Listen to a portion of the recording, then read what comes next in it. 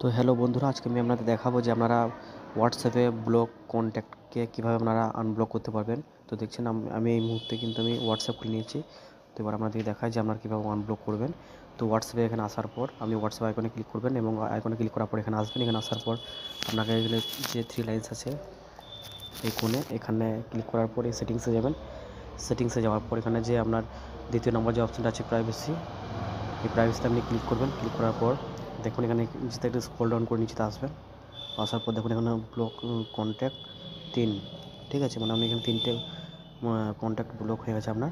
তো আপনি এখান থেকে চাইলে এটাকে আপনি আনব্লক করতে পারেন।